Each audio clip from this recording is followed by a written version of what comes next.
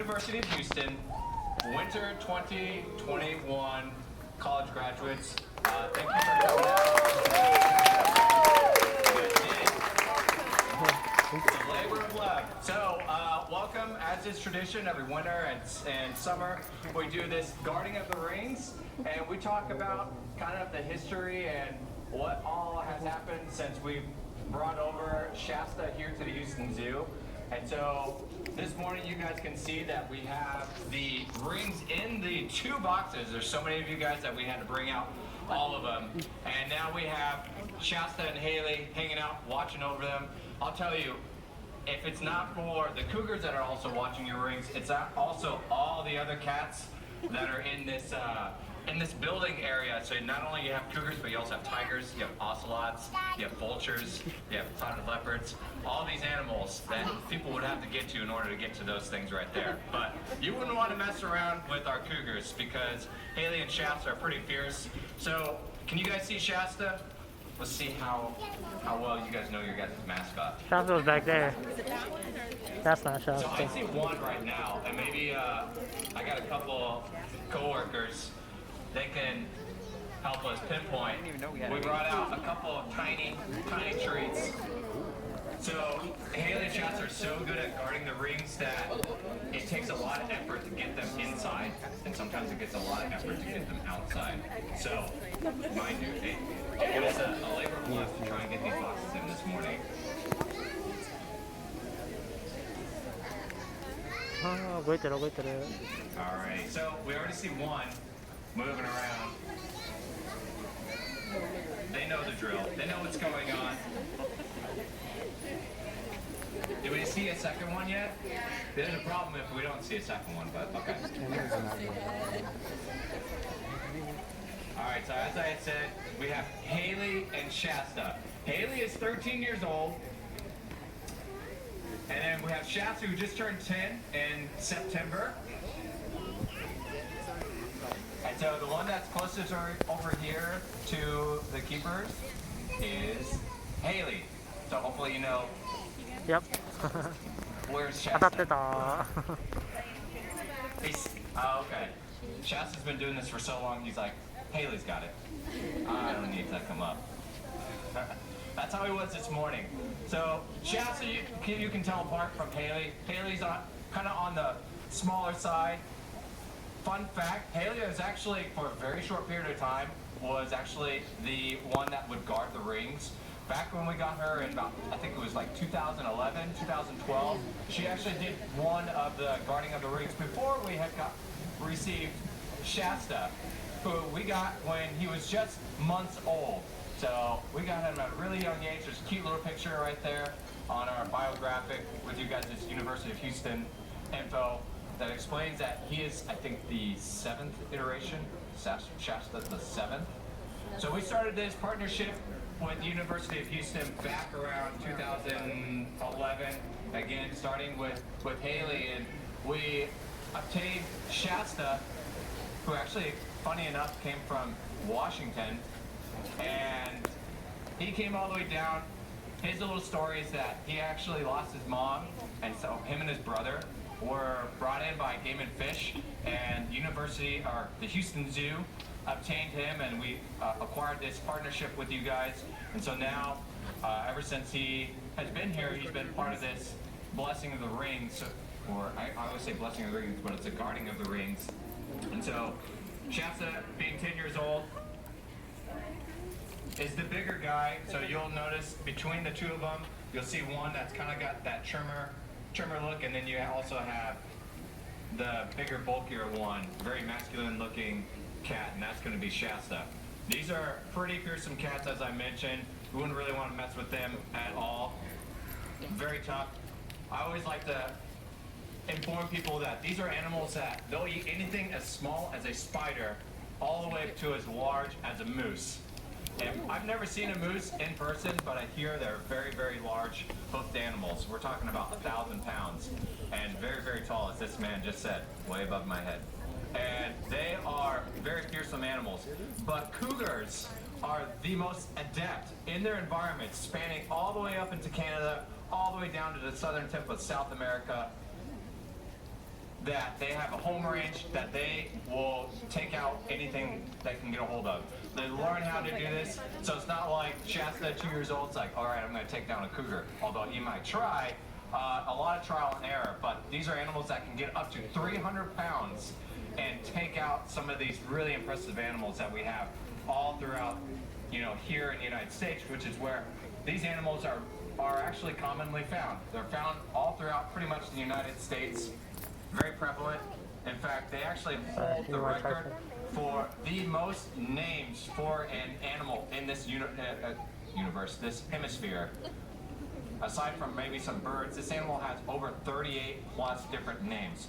So we all know them as cougars, but there are some places here in the United States that call them pumas, mountain lions, catamounts, Carolina screamers, you name it. If you see an animal that looks like this, that is your cougar. So very cool, interesting fact about these animals. And so what we're feeding them today and what we actually did, so you guys probably saw some photos earlier that showed Shasta, maybe even Haley, hanging out on top of the boxes. Yeah. We actually have some food that we have put out there that helped us to get that really cool photo effect of them hanging out on top of the rings. We feed them every day pretty much, normally meat, but today was a special occasion, and so we offered them something called bone-in meat. And this bone-in meat is, think of the largest steak you've ever seen, and that's pretty much what these animals are getting. But we kind of chop it up into smaller pieces so we can kind of span it out through the day, because we want to make sure we're able to get these rings to you guys on your graduation day, so we have to give them an incentive. Otherwise, we're not going to go in there and get those rings without them being inside. Again, anything could be considered to be prey, including the caretakers. So, bone-in meat was something that we offered them, and this is just an idea of some of the food that they get. Don't eat that. It's about 5 to 6 pounds. Every day they get probably about 3 pounds, but there's that one time out of the month that they get that special food, so that special steak essentially is what they're getting. So now they're just kind of hanging out. Very, where are they? So the cool thing about them is that they're always kind of watching to see what's going on. They're very investigative. They're always checking out to see what's going on. Very well camouflaged animals as well. So even though it might be sometimes hard to spot them out in the wild or here in their own habitat at the zoo, they see us from a mile away. They actually can hear us from a mile away. So definitely an animal that you wouldn't want to necessarily come across out in the wild. But if you do see them out in the wild, just kind of don't take your eyes off of them. You always want to kind of keep your eyes on them and just slowly back away, because you don't want to mess with these guys. But again, thank you guys for coming to hang out and see you guys, the blessing or the guarding of the rings. And again, congratulations to all of you guys. Hopefully, how many of you guys are graduating in a couple days? Congratulations, guys. Does anybody have any questions? Maybe you put them on the box.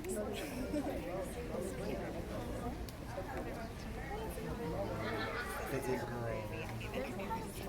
Okay, so That was the main character. I believe her name is Kirsten. She might post the photo of Shasta on top of the box. You'll know it's the latest one because you'll see his tail is drooping between that box that's way up in the back, and he's just sitting on it. His big old butt is just like, this is mine. No one's getting this stuff. So check out either the University of Houston website. There might be somewhere about talking about coming to the zoo, or check out the zoo website. Either way, we'll try and make sure that that is known, that there's that photo. And that is from today, this morning. You always gotta do set on. You're welcome. So while you guys are hanging around, so really cool fact about these animals is that they're actually more closely related to those of you that may have house cats at home than your typical big cat. So with all the technicalities and science kind of ever changing, people who classified these as large cats actually didn't think about some of the other things that kind of qualify an animal to be a big cat. So when we think of big cats, we oftentimes think of lions and tigers. And sometimes we also, let's see what you did there. And sometimes we also think of cheetahs and maybe jaguars, but for cheetahs and cougars and you know, your domestic house cats, these three species I just mentioned are all more closely related to each other than they are to, say, your, you know, smaller wild cats and your lions. And that's because these are animals that actually are able to purr. So, kind of interesting, weird thing about them. Now, we have rarely heard these animals purr, but there is the softer side to these animals. And oftentimes we'll actually hear Haley and Shasta communicate with one another. They'll vocalize to each other. So when I mentioned that they have a lot of different names, one of the names was a Carolina Screamer. They actually have this screaming vocalization. It sounds like a kid screaming. So if you ever hear that out in the forest and you think it's maybe someone getting murdered, it could be. But it could also be a cougar calling out, doing that screaming. And we'll oftentimes hear Shasta do that when he's calling out and he wants to know where Haley's at. So Shasta really likes to hang out and be around Haley, whereas Haley, she could do without maybe Shasta being around all the time, although their relationship has grown and blossomed to be a kind of mutual respect for one another.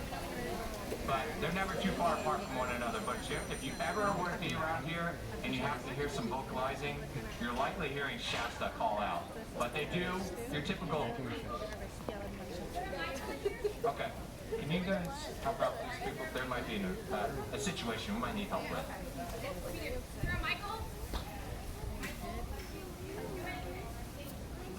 Can you guys call Rangers? Alrighty. So yeah, they like to kind of communicate with each other, and again, going back to the whole purring thing. So the thing that links, you know, cheetahs and domestic cats and cougars is that they actually have this unique part of their vocal cord that allows them to make that purring noise. And again, we've not actually heard this before necessarily with our cougars, but it is something that they're able to do. So again, that softer side of the fierce cougar. But mind you, these are animals that are still wild animals.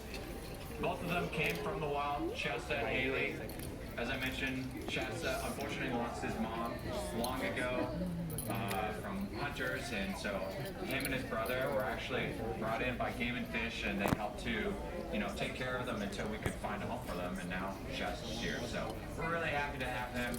He's very happy, and he loves the food that he gets. So big old guy. And then Haley, she's also from the wild. She actually came from Idaho. Her situation similar but slightly different. Game and Fish actually saw her along the roadside looking for food, which was really weird because she was probably about 6 to like 8 months old by herself, and that's really uncommon for these animals.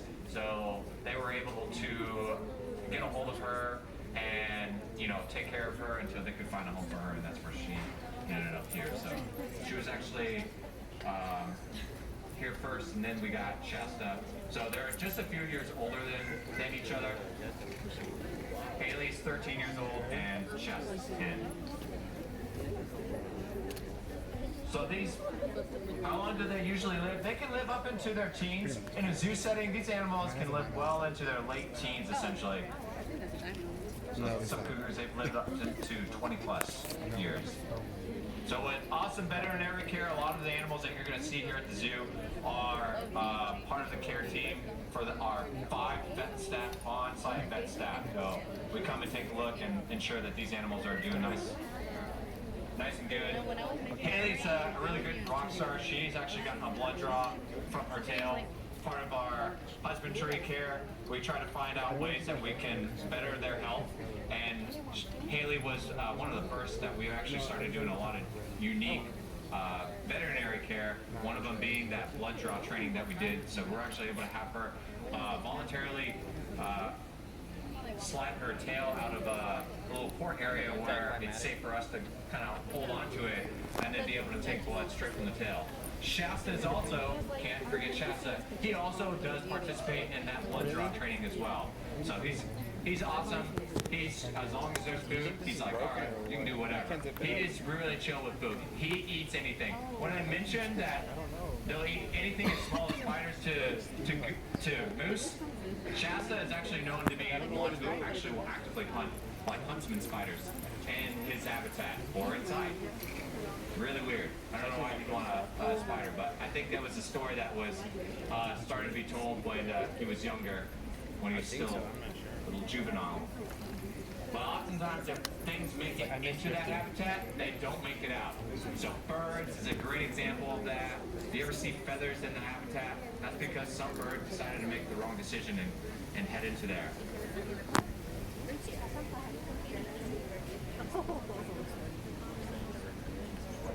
Anybody else have any other questions?